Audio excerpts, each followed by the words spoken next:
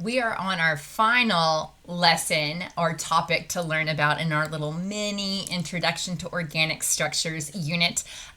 This one's, I think, the most fun one, and this is the one that we are going to be like barely scratching the surface for. But this is a beginning intro course for naming some of the functional groups that I can get in some of my really fun organic structures, these hydrocarbons, which I now know can be alkanes with single bonds, alkenes with double bonds, and alkynes with triple bonds. Okay. Well, what are organic functional groups? Y'all, they're groups that serve a function. Well, let's really specifically identify what that means. Functional groups are an atom, a group of atoms, or a bonding region in an organic molecule that is responsible for the specific chemical properties of that molecule. So I'm going to use my emotional support highlighter to help me understand that, these things are responsible for some really fun chemical properties, okay? Meaning those regions or those features will actually probably be helping in some chemical reactions or will help affect the molecule's solubility and stuff like that. Okay, in shape because of Vesper, and we got double bonds and stuff here. Okay, so we have our list of functional groups. Guys, there are so many of these. What we are going to be doing today, and the only two functional groups we're going to practice our naming with, are these, my alkyl halide functional groups, and my alcohol functional groups. There are a lot of other options here for me, but we are just focusing on these two. Okay, I do think it's kind of fun for us to actually highlight what that functional group looks like. When I say a name of the things, it's kind of like, well, what am I supposed to be looking for in all these letters of the alphabet and lines? The first three, these are nothing new for us. We know an alkane group is just carbons with a single bond, right? An alkene group is I've got double bonds in my carbon, our carbon hydrocarbon, and an alkyne group means I have triple bond here in my hydrocarbon. This one is wackadoo. Okay, so this is a phenol group, and it looks like a hexagon with alternating double bonds and single bonds of carbons. But I can actually have, you see this line going off to nowhere, that entire structure can be actually attached to a parent hydrocarbon chain, which is really cool. And a lot of time these phenol groups, when we're talking about are responsible for specific properties, a lot of time these phenol groups create some really fun smells. Not bad smells, but kind of interesting fun smells. Now my next thing, which we will be learning about here, is my alkyl halide group looks like this. You're like, what element is the X? No, an element, there's no X on your periodic table, but that X stands for anybody who is a halogen: fluorine, chlorine, bromine, iodine. So if I have a halogen attached to my carbon chain, then that is an alkyl halide group on the carbon chain. Next up, an amine group. If I have this guy, nitrogen H2 or NH2 attached to my carbon chain, that is an amine group, and it can be involved in chemical reactions. I have an alcohol group. If you see an OH attached to a hydrocarbon, that alcohol group has some specific fun properties. This one is fun. This is an ether group, okay? An ether group is I've got an oxygen straight in the middle interrupting my carbon chain. Yeah. And sometimes I think we call it ether. I cannot remember. I do not care about pronunciation, but that, and we're not even going to learn about this year, so that is fine. But the ether group here is the oxygen in the middle. Oh, this one's fun. This can only happen at the end of a hydrocarbon, and this is called an aldehyde group. And specifically, the aldehyde group grabs the oxygen and the hydrogen at the end. Okay? The aldehyde group is different than this. This is a ketone. The ketone is within the middle of my hydrocarbon. Carboxylic acid, we're starting to see lots of O's in here, is another functional group that happens at the end of a hydrocarbon where you have a double bonded oxygen to the carbon, and then on the end you have a hydroxyl group here, the OH group. And then I've got an ester group. An ester group inside of my hydrocarbon is a double bonded oxygen attached to, oh my gosh, it's got like an oxygen that is inside or interrupting the hydrocarbon parent chain. And then finally, at the end of a hydrocarbon, I can have this amide group, okay? So these are lots of different, just fun like potentials of what I can stick on these hydrocarbons, but all of these are involved in chemical reactions and determining what types of behaviors these organic structures can take. And that is very important for our bodies because it all comes down to these awesome functional groups. But I said we were only talking about two. We're going to first talk about our alkyl halide groups, and then we're going to talk about our alcohol groups. Okay.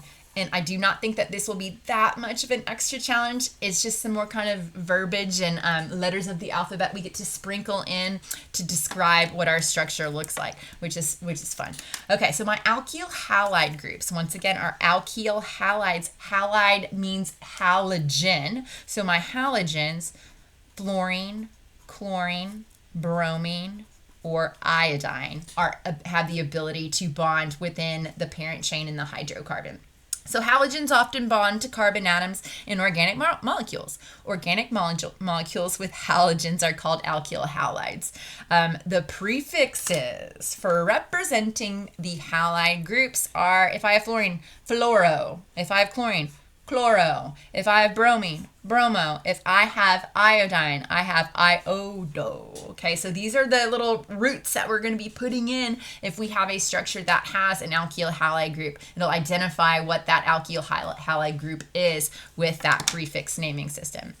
Steps for naming alkyl halides. You're going to number the carbon atoms in the parent chain. Nothing new here, okay?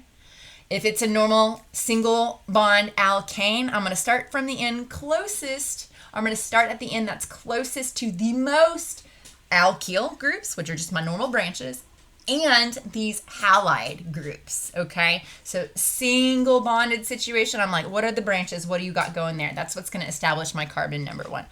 But we talked about last time how important double bonds and triple bonds are in establishing the numbering order. Still, for my alkenes and alkynes, I am preferring them. I do not care if I have a fluorine way over here. If my double bond is on the opposite side, I'm going to want to start my numbering closest to that multiple bond, okay?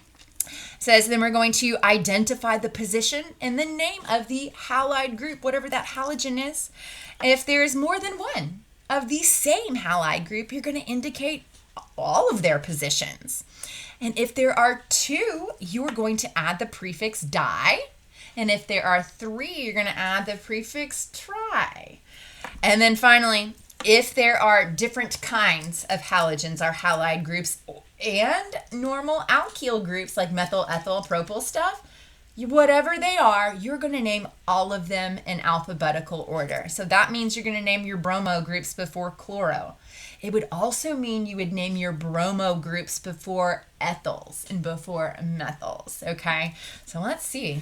This is pretty fun. So I like to think about these alkyl groups as kind of acting similar to just one of my normal branch methyl, ethyl, propyl groups in terms of what I need to do with my brain and how I need to accommodate writing the name. What I need to focus on, rather. Okay, so this first one, I've got my highlighter to number the parent chain. There are no double or triple bonds. So I'm like, okay, I do not have to worry about that. Now I'm looking at the longest continuous parent chain that I can make, right? And then let's see. So I have, that's a carbon 1, 2, 3, 4. I could have 4 go in that direction. And then I have 3 this direction. I could also go 1, 2, 3, 4. You're like, oh my gosh, which one do I choose? You could choose both, okay? If I went this way, I actually would end up getting the exact same name if I went the other option for a 4-carbon parent chain. So choose your own adventure. I think for my visual satisfaction, this maybe looks the most friendly to me for naming. Okay. Now I'm going to number my parent chain based on, don't have doubles and triple bonds, so I'm going to look at what branch or special groups coming off of it, what they are, and I'm going to pick the end closest to that first branching system. So if I started here, 1, 2, 3, I don't get to the good stuff, which let's go ahead and circle the good stuff. I've got a methyl group and our first halide group. How exciting. So if I started here with carbon number 1, I'm not getting to anything important until I hit carbon 3, and that does not make good sense to me.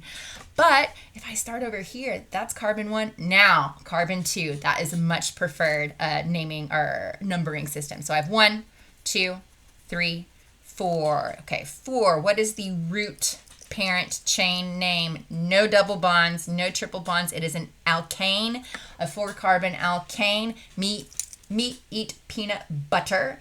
Butane. This is a butane. And the good thing about it being a single bonded structure is I do not have to put any number right in front of it to let you know like where the location of a multiple bond is. I don't have any. So it is butane. So now I get to name all the fun things going on here. I've got a couple of different things. I've got a methyl group and I've got a iodo group. Now this is where the alphabetical system comes into play. So I'm going to write alphabetical naming. Yes? So alphabetical naming. Iodo starts with the letter I. Methyl starts with the letter M, right? I comes before M in the alphabet, so I will name the iodo group first. The iodo group is coming off of the 2nd carbon, so I will indicate that by saying 2-iodo. That was way far away. I do not know why I wrote my butane also so far away either. It is okay. Not a big deal. So I'm going to say 2-iodo. And now I'm ready for my methyl group. My methyl group is also coming off of carbon 2. So then I'm going to write 2-methyl. And that can run right into that butane, okay? Because I don't have double bond, triple bond situation for me to have a number in there to kind of disrupt that the name right there. Cool. Okay, so this is 2-iodo, 2-methyl-butane. I'm going to also underline those letters so that when you go back to look at this, you're like, okay, I named it alphabetically. Yes, I and M. That makes sense that I had to put the order in that way. All right, next example. We have got this guy. All right, so the longest continuous carbon chain. There's no double bond or triple bond, so I'm not limited by including that. So I can kind of figure out what I want to do. I can go all the way down, and that would give me 3 carbons. I could go off to the side, and that gives me 3 carbons. I could go, I could go this way, and that gives me 3 carbons. It's all 3 carbons. Whichever way you choose, it will give you the same name. I'm going to go down straight. That seems nice to me to not have to make any turns or anything. Okay. So now, first of all, I know it is a propane because it is a single bonded 3-carbon hydrocarbon, so propane. Oh, you cannot see. Here we go, propane. All right, so now I get to name my special groups. I'm going to circle my special groups. I've got a methyl group there. I've got a bromo group here. I also forgot to number my parent chain. Let's see. So numbering my parent chain, I'm going to number the carbon one closest to the first branch groups. No matter which way I start, either up here on this carbon or down here on this carbon, everything starts happening on carbon number 2. So 1, 2, 3. So I have a bromo group and I have a methyl group. B comes before M in the alphabet. So I'm going to name 2 bromo. And then 2-methyl propane. Yes. Okay. So honestly, the way I like to think about it is like, guys, these halide groups are no different than just our methyl ethyl groups. Yeah, it's just something else for us to kind of maybe pop in the front of the name. And, just now you got more things alphabetically to have to kind of keep in check here. All right. So now let's flip to the back. We have some more practice on these alkyl halide groups and our naming them, which I love. So this first one is always super fun. Everybody gets here and they kind of freak out a little bit. Do not get confused. Those are chlorines, yes? To where I only have 1 carbon in here. Y'all are like, what? How is that possible? Well, guys, this is your methane, right? Methane, the 1 carbon alkane is a methane. So we know he is something methane. A lot of times when the structures are so simple like this, your brain short circuits and is like, I do not know what to do with that. That's okay. Circle your special branch groups or your halogens when you see them. I have 1 here. I have 1 here. I have 1 here. Okay. All right. I've got 3 chlorines, right? And if I have 3 of them, I'm going to use the prefix tri. So I have a trichloromethane. Now you're like, great, now we're going to give the number to let you know what number carbon it's in. Guys, there's only one carbon in a methane. You do not need to tell me that it is a 1,1,1 trichloromethane. That does not make any sense. That is redundant and not necessary. So we're just going to call it a trichloromethane. Trichloromethane. And that tri means that I have 3 of those chlorine, those halide groups that have chlorine. Next one. Oh, this one's super fun. Okay. No double bonds or triple bonds to limit me and where I find my parent chain. My longest continuous parent chain is 1, 2, 3, 4, 5. Single bonded, 5 carbons. This is a pentane. And y'all will get to the point, or y'all are maybe already be there, where y'all are like, fine, writing pentane at the very end. But sometimes I'm like, I like to have my home base, my foundation, and then I can put all the fun little special things later in front that require maybe a little bit more thinking on my part. So I got this situation. I'm like, great, I'm gonna number my carbon number 1, and it's gonna be at the end. That's closest to my first interesting group. I'm like, cool, if that was 1, I get something on 2. But if I start over here, I also get something on 2. Well, how do I decide? Well, remember when we talked about alphabetical being kind of a thing? If I get to a situation like this where I'm like, they are both like basically just one halogen and they are exactly the same distance from the ends of the molecule, you're going to use alphabetical numbering to determine who carbon 1 is. So what that means is bromo comes before chloro. So I'm going to use the carbon closest to the bromo as my carbon number 1. So 1, 2, 3, 4, 5. So up here to remind yourself what we just did is we did alphabetical numbering here. Which is super fun.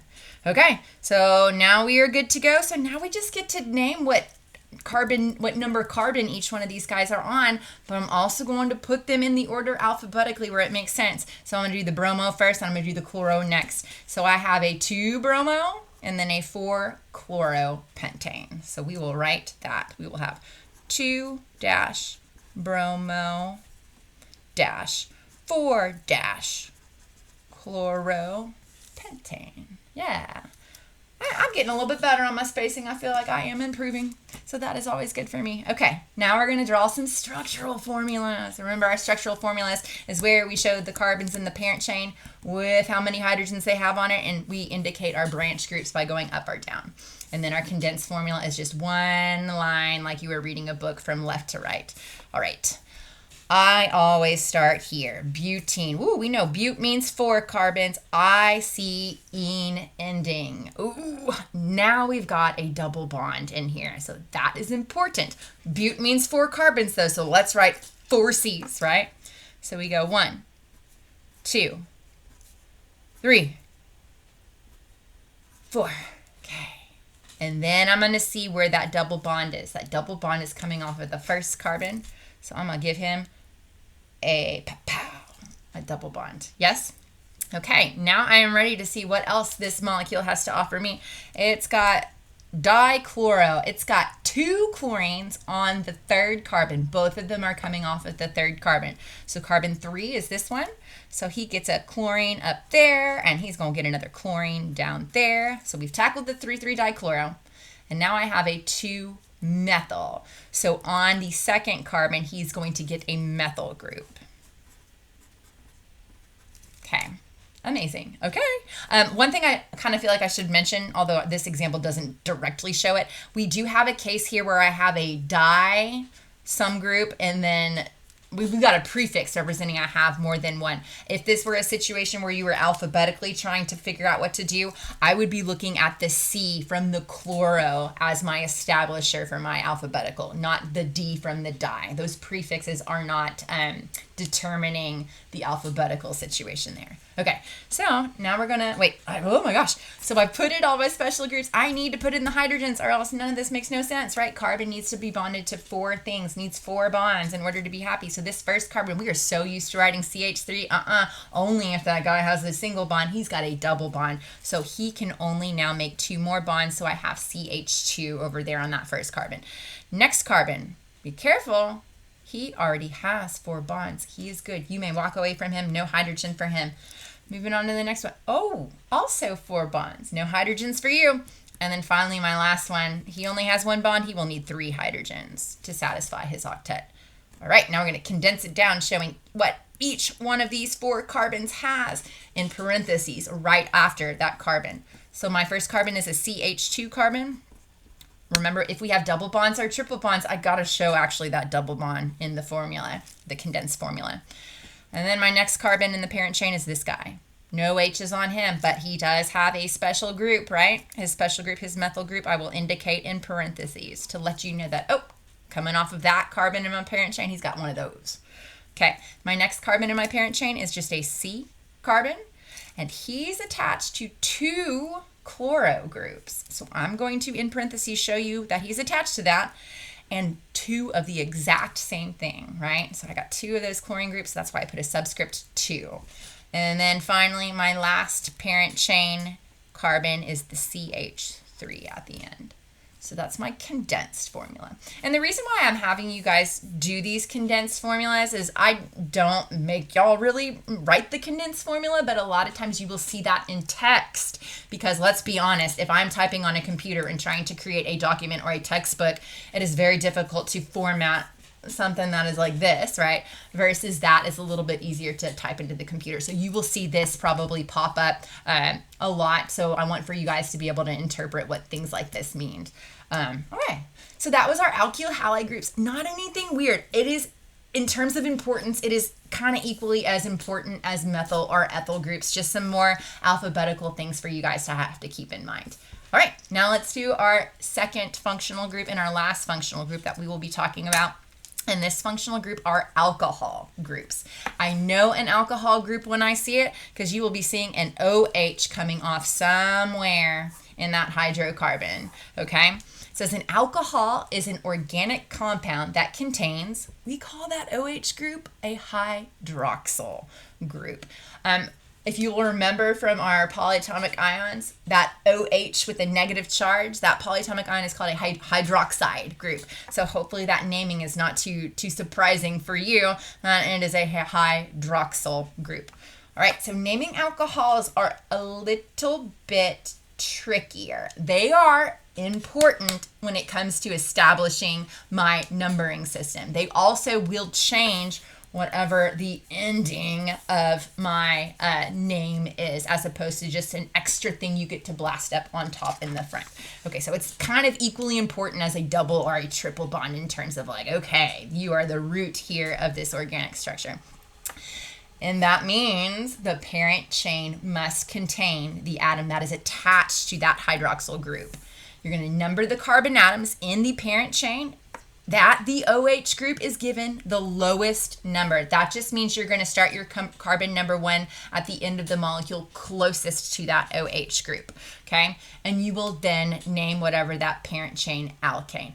I will not give you alcohol examples that also have double bonds or triple bonds. We know alcohols are really important in numbering, and double bonds are really important in numbering, and triple bonds. I will not give you a smattering variety of including all 3 of those or more than one of those things. Okay, so that is a good thing to know, so do not be too scared.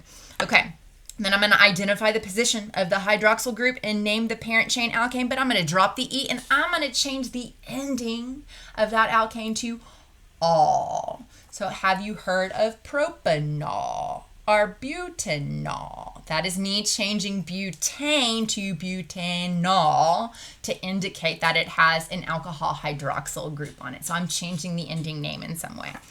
And then it says name and identify the positions of any other special groups. Now I can have any of my methyls and ethyls and bromos and chloros and stuff, so I would then name those, okay?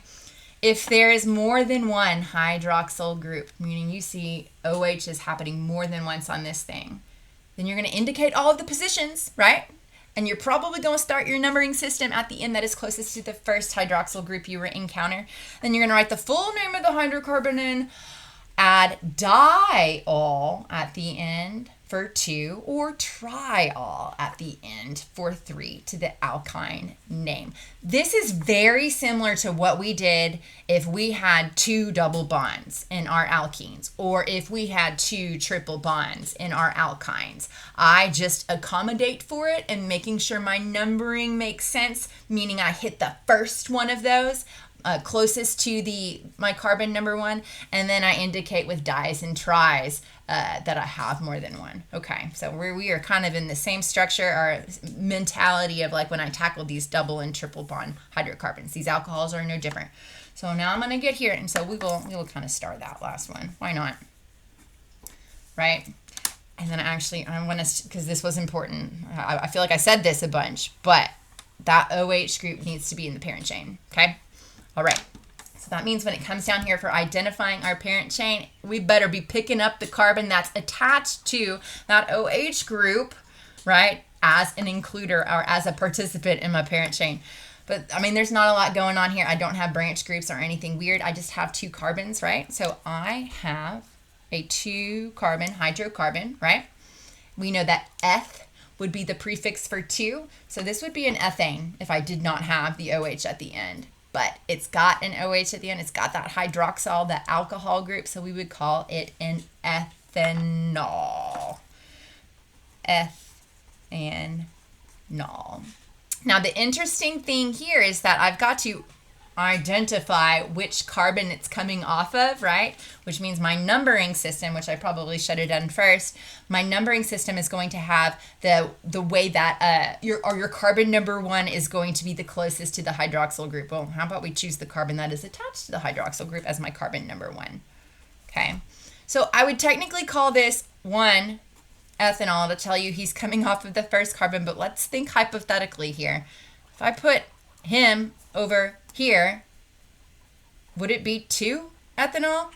No, because then I would want to call him carbon number 1. So this is kind of redundant to where I could even erase that. But if you wanted to remind yourself that, hey, I do need to maybe think and identify what the location is of that hydroxyl group, that's why I kind of walked us through that. But for this very itty bitty teeny tiny molecule, it's not a lot going on there. But yeah, that's ethanol.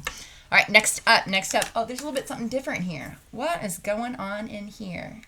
Remember we talked about those weird skeleton formulas where it was like jaggedy edges, right? And anytime I saw like a point or a peak, that represents a carbon actually in there. So y'all, there's a carbon in here. There's a carbon in here. And you're like, oh, that's interesting and weird.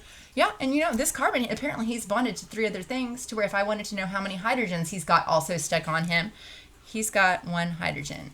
Yeah, that's pretty interesting. So if you see little connecting points or peaks or ends, there's a carbon there, okay?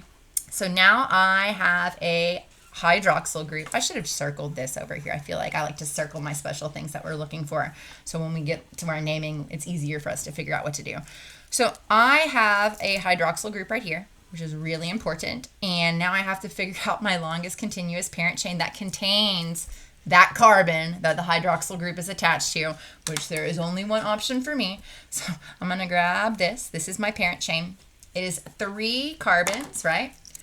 So it is a propanol, right? A propane with a hydroxyl group is a propanol. So I'm going to say propanol.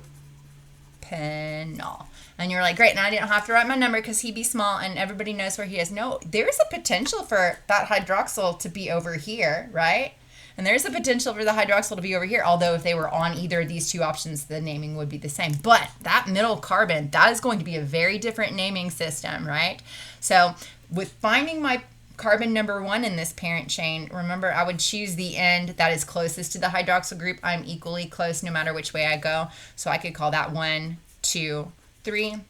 So yes, that hydroxyl group is on the 2nd carbon in that parent chain. So this is 2-propanol, which is different than 1-propanol, right? So if I did have the hydroxyl group at the end, I would need that 1 because I have 2 different options of where that hydroxyl group could be in this structure, and you need to indicate which version you have.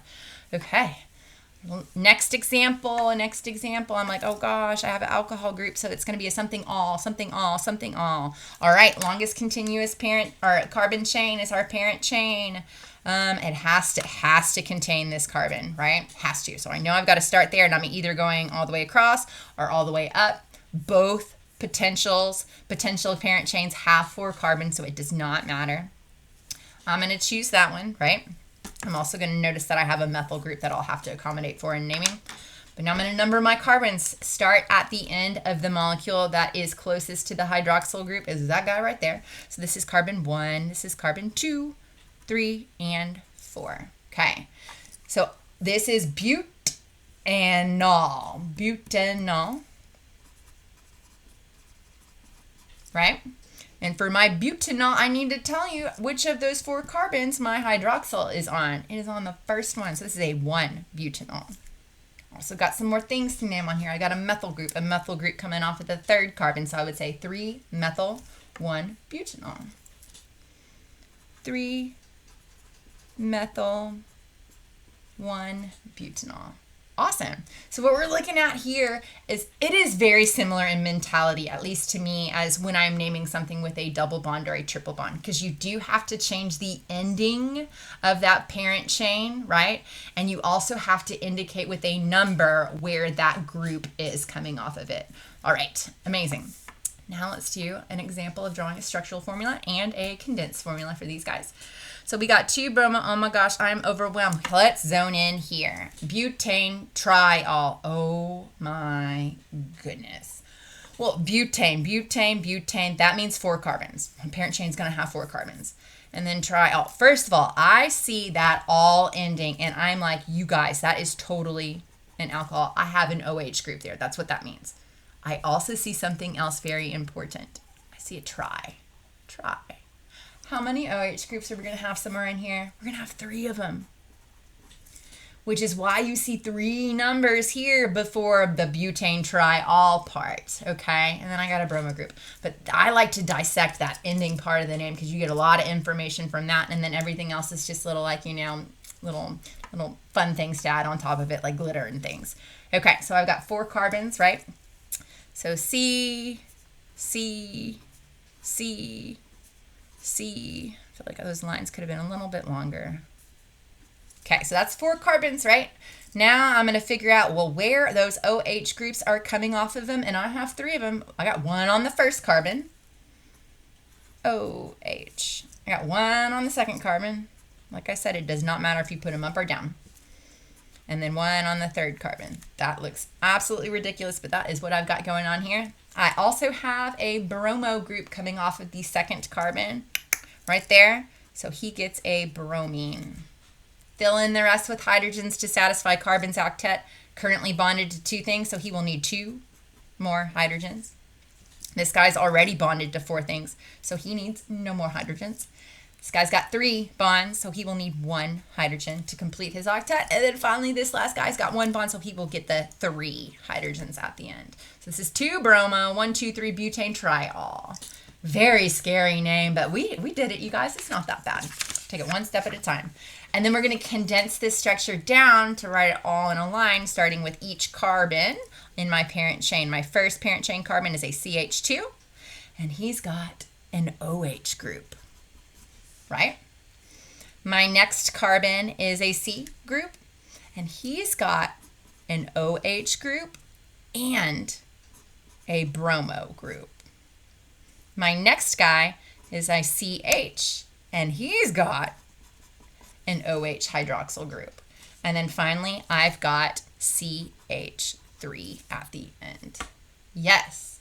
Okay. So this is baby steps into this real fun organic chemistry structure topic. I think it gives us a great kind of warm, fuzzy feeling because we've learned about biology and we knew that there were these things, you know, happening in our cells and these structures, but now it's kind of nice to be able to understand what the bonding looks like in those and understanding that, you know, some of these double bonds and triple bonds and special groups, these functional groups can influence the properties and can affect chemical reactions that go on inside of our bodies. So I hope that was enjoyable for y'all. It is like kind of like a little bit of a puzzle piece, which I very much enjoy.